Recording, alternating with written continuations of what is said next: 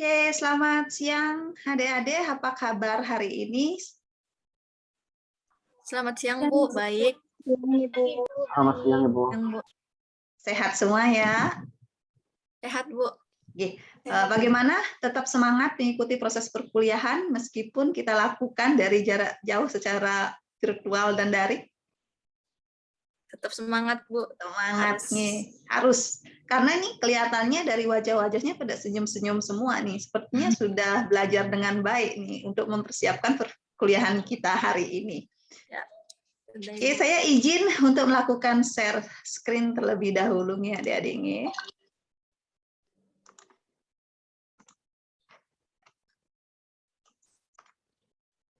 Bagaimana? Apakah PPT-nya bisa disimak dengan jelas?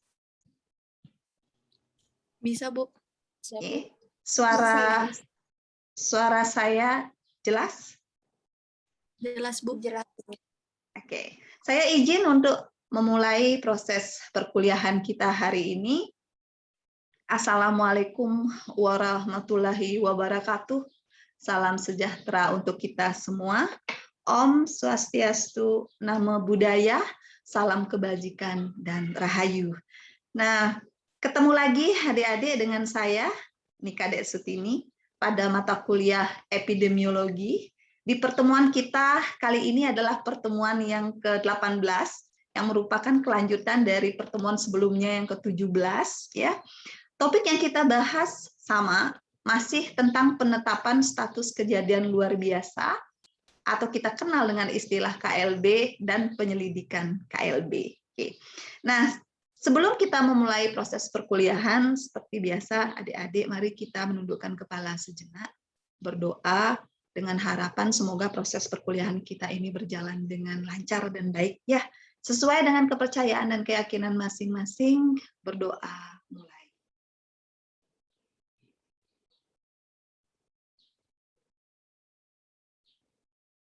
Berdoa selesai. Nah, selanjutnya saya izin absen dulu. Nah, ini masih kelompok 1. Kemarin pertemuan ke-17 hadir semua. Mudah-mudahan pertemuan ini juga hadir semua. Saya mulai dari Cici Hanifah. Hadir? Hadir, Ibu. Oke, ada Erikson Ivan Billy. Hadir, Ibu. Oke, ada Moh Alek Avandi. Hadir, Ibu. Kadek Putri Ayu Rasmini. Hadir, Ibu. Rini. Rini hadir ya? Masih Hadir, Bu. Oke. Terus ada Siluh Gesia. Hadir, Ibu. Sama Jessie. Hadir, Ibu. Oke. Kita lanjut ke slide berikutnya. Adik-adik, tentang tujuan pembelajaran kita. Tujuan pembelajaran kita di pertemuan yang ke-18 ini sama dengan tujuan pembelajaran kita di pertemuan yang ke-17 sesuai RPS. Nah, jadi melalui bedah kasus, mahasiswa diharapkan mampu untuk menyebutkan definisi KLB, menyebutkan kriteria penetapan KLB, menjelaskan tujuan dan manfaat penetapan KLB, menggambarkan tahap pelaksanaan penyelidikan epidemiologi dalam penetapan KLB, dan yang paling seru nih, yang terakhir nanti mahasiswa diharapkan mampu menyimpulkan analisis kasus fiktif yang sudah di-share, bahkan sudah kita bahas di pertemuan sebelumnya sebagai bahan evaluasi keberhasilan proses pembelajaran.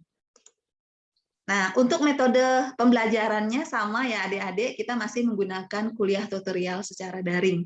Nah, kita akan berfokus di pertemuan ini di tahap yang kedua, yaitu pertemuan ke-18 dalam RPS. Nah, pertemuan kita kali ini merupakan kelanjutan dari pertemuan kuliah tutorial tahap pertama, ya, di pertemuan ke-17 dalam RPS. Nah, di pertemuan kali ini kita fokus di step yang ke-7 adik-adik, diskusi untuk menjawab learning objektif yang telah kita tetapkan ketika kita melakukan kuliah tutorial tahap pertama. Di kuliah tutorial tahap pertama, setelah kasus dibacakan kemarin oleh sekretaris ya, yang dipandu oleh ketua, step pertama kita sudah mendiskusikan tentang istilah-istilah yang tidak dipahami pada kasus. Terus masuk ke step yang kedua, kita sudah mendiskusikan tentang masalah yang ditemukan pada kasus. Step yang ketiga, mendiskusikan tentang problem di step yang kedua. Kemudian melakukan brainstorming. Kemudian di step yang keempat, adik-adik sudah menetapkan hipotesis. Step yang kelima, menentukan learning objektif dari perkuliahan ini. Nah, selanjutnya diarahkan mahasiswa masuk ke step yang keenam. Nah, step yang keenam itu adalah self learning. Jadi mahasiswa belajar mandiri itu di rumah. Nah, makanya Ibu bilang nih, senyum-senyum semuanya ini. Berarti sudah belajar dengan baik nih. Ya, berdasarkan buku sumber, berdasarkan artikel jurnal, atau berdasarkan peraturan perundang-undangan ya untuk membantu kita masuk di step yang ketujuh di pertemuan kita kuliah tutorial tahap yang kedua. Nah, sebagai review nih, ada yang masih ingat nggak learning objective atau LO yang sudah ditetapkan? Kita tetapkan bersama ya di kuliah tutorial tahap pertama. Saya Ibu. Oke, silakan Putri. Learning objective atau LO yang sudah kita tetapkan pada pertemuan sebelumnya itu yang pertama ada definisi KLB, yang kedua kriteria penetapan KLB, yang ketiga tujuan dan manfaat penetapan KLB, yang keempat tahap laksana penyelidikan epidemiologi dalam penetapan KLB, dan yang terakhir pihak berwenang dalam penetapan status KLB. Terima kasih Ibu. Luar biasa Putri. Ini mungkin gara-gara Putri jadi ketua kemarin ya, jadi masih ingat ya learning objektif yang kita tetapkan di pertemuan sebelumnya.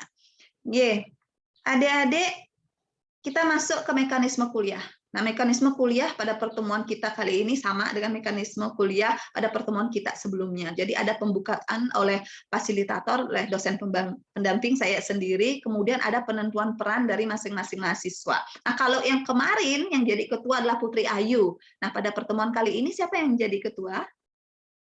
Saya Bu Rini. Oke, Rini nanti dibantu ya untuk memimpin proses kuliah tutorialnya.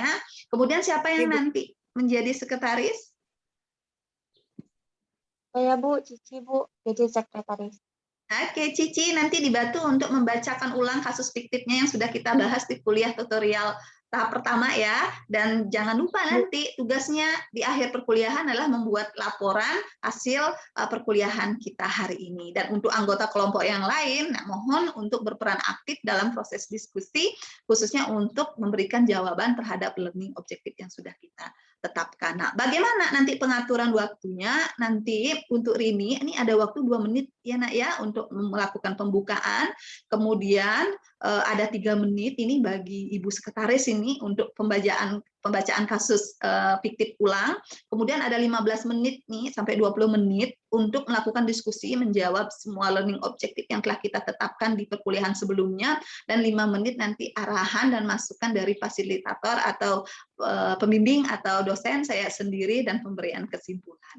Nah, tetap semangat adik-adik untuk melaksanakan perkuliahan dan untuk mempersingkat waktu, maka waktu selanjutnya saya serahkan kepada Rini. Silahkan Rini. Baik Bu, terima kasih atas kesempatannya. Izinkan saya memperkenalkan diri lagi. Perkenalkan nama saya Rini Tei sebagai Ketua Tutorial Pertemuan 18 pada hari ini. Sebelumnya teman-teman bagaimana kabarnya sekali lagi? Sehat-sehat nggak semua? Sehat. Ibu sehat Bu? Sehat, terima kasih Nak. Semua sehat, dan kita langsung saja ke tahap tutorial yang kedua, di mana pada hari ini kita akan membahas learning objektif yang sudah kita tentukan pada pertemuan sebelumnya, pertemuan ke-17. Baik, sebelum itu saya akan mempersilahkan kepada sekretaris untuk membacakan kasus yang sudah disediakan. Baik, saya akan memulai membacakan kasus. Pada awal bulan Januari 2021, dokter praktik swasta di Desa Ampar melaporkan mendapatkan 5 pasien dewasa dengan gejala yang hampir sama, yaitu demam, sakit kepala, sakit tenggorokan, dan batuk-batuk. Kasus dilaporkan meningkat di pertengahan bulan Januari 2021, sehingga mencapai 15 kasus. Di lain pihak, Puskesmas Ampar 1 juga mendapatkan kunjungan kasus yang serupa, dan pasien semua berasal dari Desa Ampar. Hingga akhir bulan 2021, kasus mencapai 21 kasus, baik dewasa dan lansia. Dari informasi yang didapat tersebut, Kepala Puskesmas Ampar 1 melaporkan hal ini ke Dinas Kesehatan Kabupaten dan mendapatkan feedback positif dari petugas P2 Dinas Kesehatan. Petugas P2 Dinkes memberi arahan untuk segera melakukan penyelidikan epidemiologi dengan contact tracing sesuai dengan tahapan ke desa tersebut dengan melakukan surveillance aktif, menyebarkan kuesioner pada semua pasien yang terlaporkan, dan melakukan pemeriksaan laboratorium yang spesifik untuk memastikan apakah kasus merupakan kasus KLB, karena saat ini laporan kasus infeksi yang serupa telah dilaporkan di beberapa negara di dunia. Baik, sekian. Terima kasih Cici sudah membacakan kasus. Dari kasus yang sudah dibacakan, saya akan membacakan lagi LO yang sudah kita tentukan minggu lalu. Yang pertama adalah definisi KLB, yang kedua kriteria penetapan KLB, yang ketiga tujuan dan manfaat penetapan KLB, yang keempat tahap pelaksanaan penyelidikan epidemiologi dalam penetapan KLB, dan yang kelima pihak berwenang dalam penetapan status KLB. Saya langsung saja ke definisi KLB. Apakah ada teman-teman yang ingin menjawab?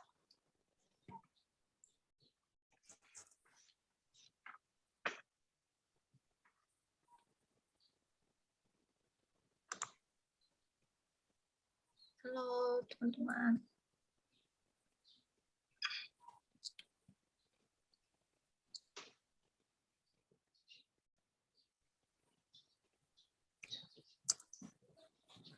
Izin menjawab, Ibu.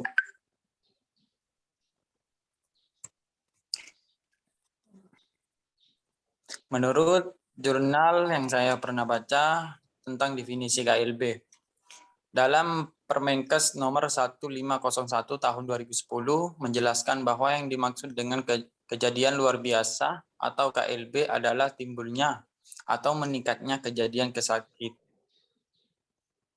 secara epidemiologis pada suatu daerah dalam kurun waktu tertentu dan merupakan keadaan yang dapat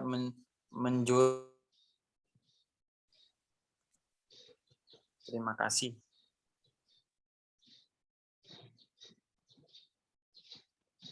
Baik, terima kasih jawabannya Alex. Teman-teman lain apakah ada yang ingin menambahkan? Jawaban dari Alex? Mungkin dari saya sudah cukup ini. Ya, baik. Saya langsung saja ke ke LO yang kedua, yaitu kriteria penetapan KLB. Apakah ada teman-teman yang ingin menjawab? Mohon izin untuk menjawab. Ya, silakan. Jadi pada kriteria penetapan KLB atau kejadian luar biasa, menurut sumber yang saya baca, yaitu sumber yang sama dengan Alex tadi, dalam Permenkes nomor 1501 tahun 2010, juga menyebutkan bahwa suatu daerah dapat ditetapkan dalam keadaan KLB apabila memenuhi salah satu kriteria sebagai berikut. Jadi yang pertama itu ada timbulnya suatu penyakit menular tertentu yang sebelumnya tidak ada atau tidak dikenal pada suatu daerah. Lalu berikutnya ada peningkatan kejadian kesakitan terus-menerus selama 3 kurun waktu dalam jam, hari, atau minggu berturut-turut menurut jenis penyakitnya. Lalu ada peningkatan kejadian kesakitan 2 kali atau lebih dibandingkan dengan periode sebelumnya dalam kurun waktu jam, hari, atau minggu menurut jenis penyakitnya.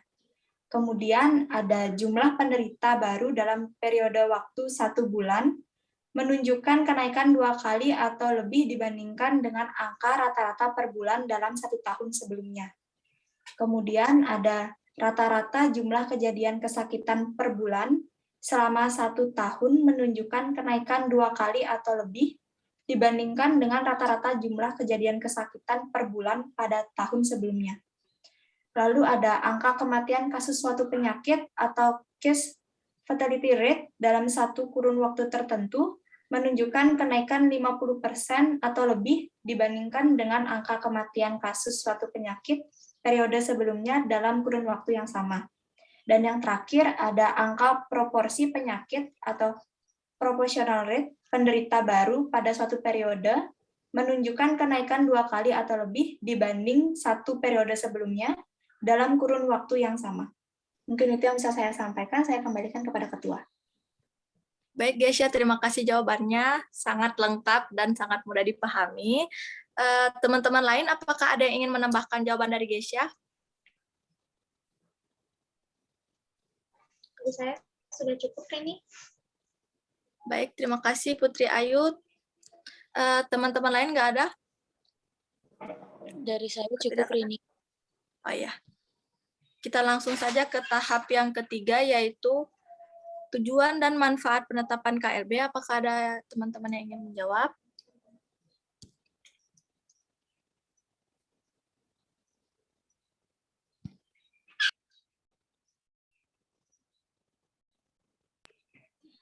Tujuan dan manfaat penetapan KLB.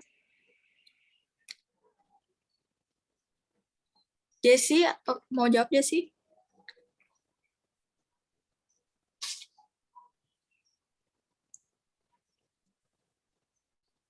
Bisa diulang pertanyaannya, Rini?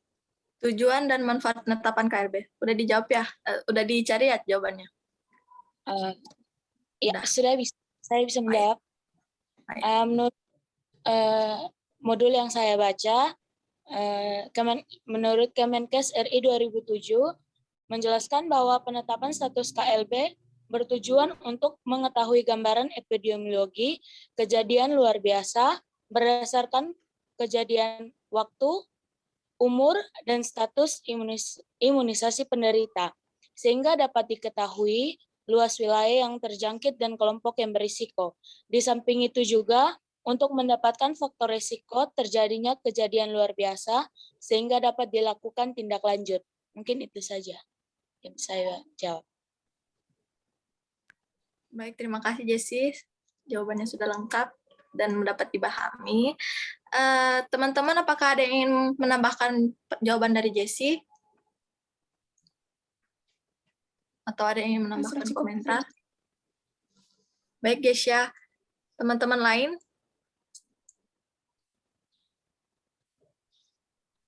Sudah cukup. Baik, oh iya. Saya langsung saja ke LO yang keempat, yaitu tahap pelaksanaan penyelidikan epidemiologi dalam penetapan KLB. Ada yang ingin menjawab?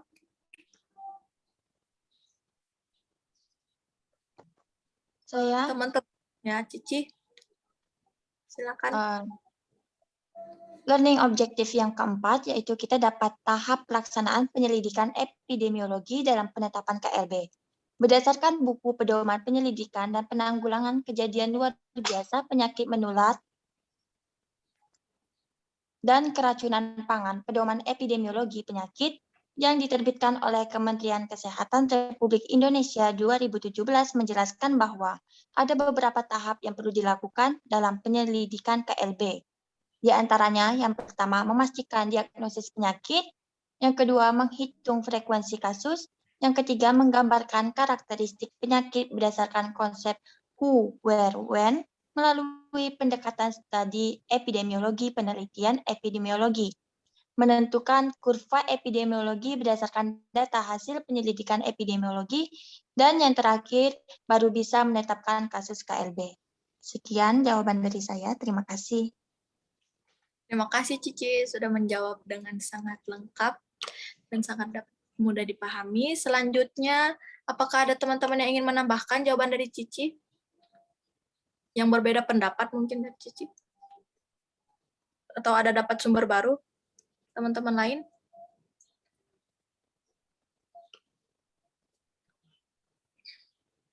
Sudah cukup ya? Selanjutnya kita akan menjawab LO yang kelima. LO yang sebelumnya Ibu Sutini yang memberikan saran. LO yang kelima adalah pihak berwenang dalam penetapan status KLB. Apakah ada yang menjawab, teman-teman? Ya, silakan Putri. Mohon izin menjawab tentang LO yang kelima, yaitu pihak berwenang dalam penetapan status KLB. Menurut Permenkes nomor 1501 tahun 2010, menyatakan bahwa pihak yang berwenang dalam penetapan status KLB adalah kepala atau kepala dinas kesehatan kabupaten kota, kepala dinas kesehatan provinsi, atau menteri dapat menetapkan daerah dalam keadaan KLB apabila suatu daerah memenuhi salah satu kriteria KLB. Itu jawaban dari saya. Terima kasih.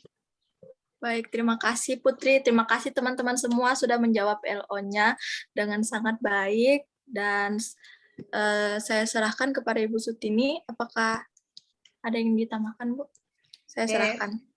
Terima kasih banyak Rini sudah memandu proses perkuliahan tutorial tahap kedua ini dengan baik. Terima kasih juga semua mahasiswa sudah berpartisipasi ya untuk memberikan pendapatnya setelah melakukan kajian literatur review ya dari beberapa sumber sehingga sudah mampu menjawab sesuai dengan sumber-sumber yang didapatkan. Nah, untuk menjawab tujuan pembelajaran kita yang paling terakhir, nah untuk mengetahui pemahaman mahasiswa terkait dengan topik yang kita bahas dan pemahaman mahasiswa terkait dengan kasus yang kita berikan, maka sebagai bahan evaluasi sekarang coba disimpulkan.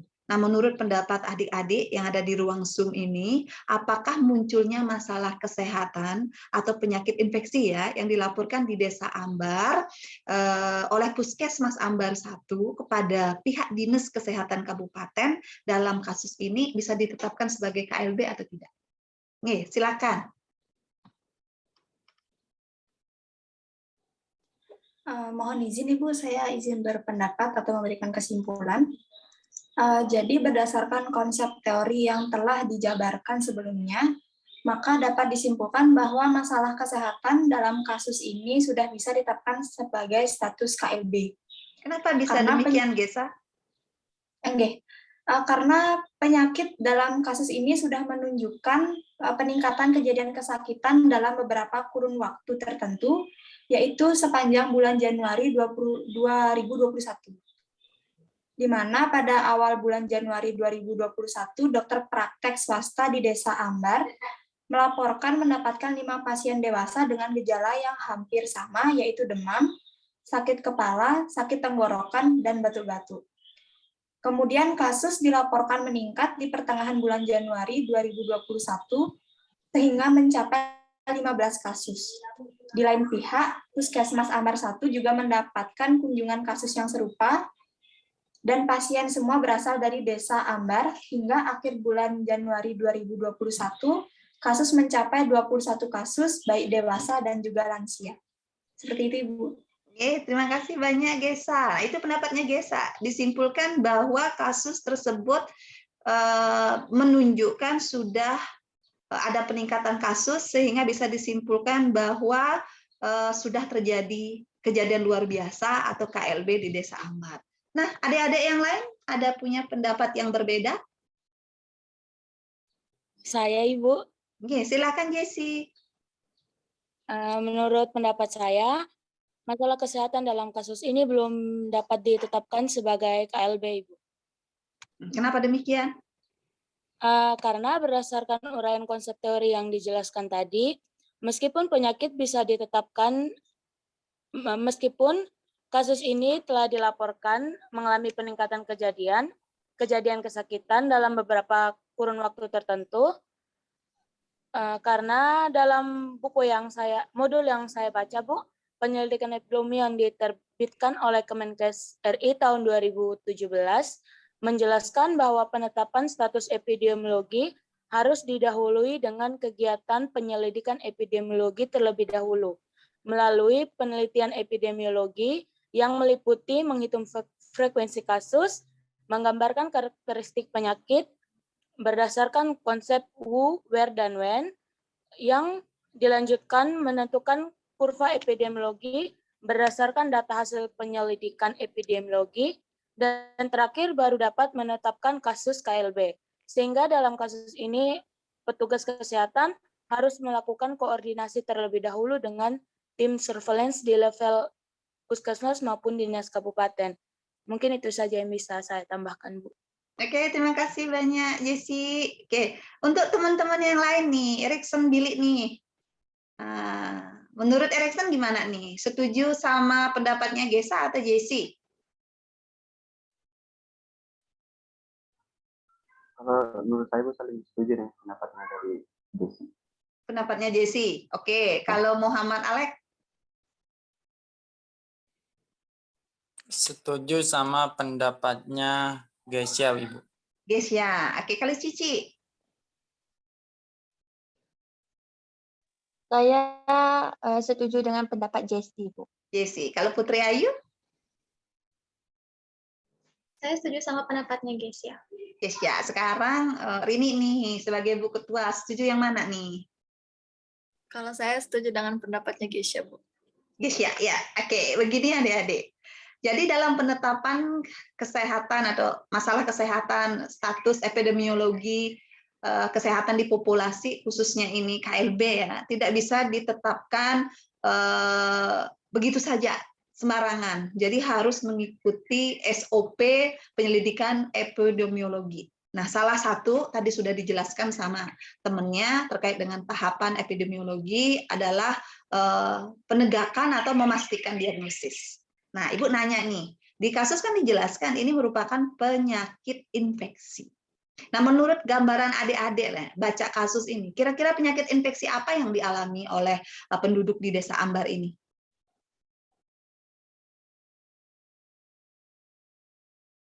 Ada yang bisa berpendapat?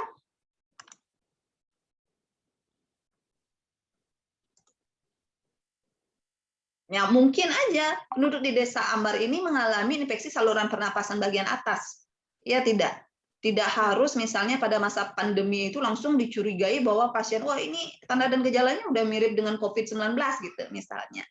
Nah, pada kondisi pancaroba mungkin pasien bisa mengalami flu biasa, atau misalnya pasien hanya mengalami penyakit bronkiektasis atau bronkitis yang menunjukkan tanda dan gejala yang sama, ya umum seperti misalnya demam, kemudian misalnya batuk-batuk yang menunjukkan adanya infeksi pada saluran pernapasan. Nah, untuk memastikan terjadinya diagnosis yang tepat terhadap masalah kesehatan, maka dalam Permenkes itu sudah ada ketentuannya.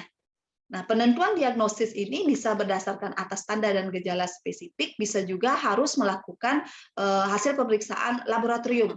Misalnya di kasus ini diarahkan melakukan penelusuran epidemiologi, kemudian penderita ditemukan untuk dilakukan pemeriksaan laboratorium. Karena begitu sesuai dengan penjelasan yang saya sampaikan tadi, bahwa tidak setiap penyakit itu memiliki tanda dan gejala yang spesifik.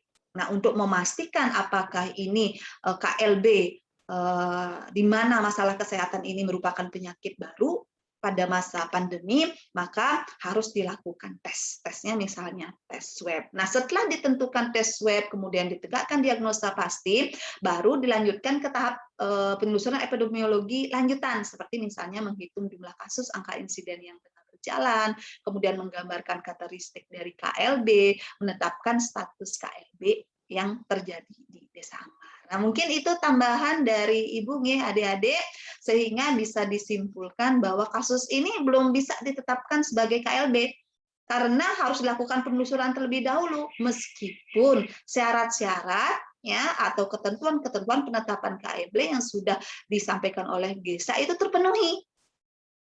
Ya, tetapi diagnosis medis pasti belum bisa ditetapkan. Ya, sehingga perlu dilakukan penelusuran epidemiologi lanjutan. Nah, itu sedikit dari Ibu. Waktu Ibu kembalikan kepada Rini. Silakan Rini. Baik Bu, terima kasih atas jawabannya dan arahannya sehingga kami mahasiswa dapat mengerti membedakan KLB apa saja yang kita lakukan dalam menentukan KLB. Setelah itu, teman-teman apakah ada mungkin yang ingin ditanyakan ke Ibu mengenai KLB? Dari saya cukup, Rini. Ya, terima kasih. Terima kasih teman-teman sudah berpartisipasi pada kuliah tutorial pada hari ini. Terima kasih Ibu sebagai fasilitator yang sudah membimbing kami, mengarahkan kami agar kami dapat lebih memahami mengenai KLB. Sekian mungkin pertemuan kita pada hari ini, Bu. Terima kasih banyak Rini atas partisipasinya yang luar biasa ya. Kita harus memberikan aplaus yang luar biasa untuk kelompok ini. Jadi disimpulkan bahwa semua learning objektif yang sudah ditetapkan di pertemuan kuliah tutorial tahap pertama terjawab dengan baik di kuliah tutorial tahap yang kedua ini, dan dari hasil evaluasi proses PBM menentukan apakah ini KLB atau tidak. Nah, meskipun baru tercapai 50%, tapi sedikit tidaknya mahasiswa mampu memberikan argumentasi dengan baik. Ya, nah saya kira sudah cukup deh perkuliahan kita hari ini, dan jangan lupa seperti biasa sebagai bahan evaluasi ya untuk mengetahui pemahaman mahasiswa, ingat isi link Google Form ya, berupa kuis, ada 10 pertanyaan di sana yang saya share di grup WAG nanti ya. Batas waktu pengisiannya sampai dengan jam perkuliahan ini berakhir, jadi saya tunggu.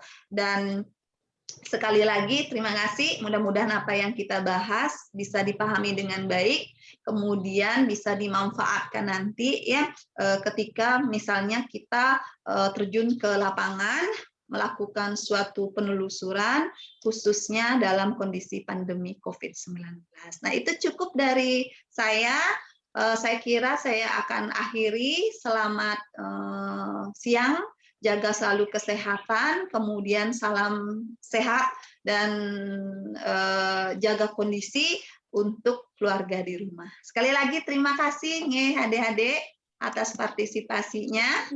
Jangan lupa isi link Google Form yang ada kuisnya sebagai bahan evaluasi keberhasilan proses pembelajaran kita kali ini. Dadah. Baik, Bu, terima kasih. Terima kasih.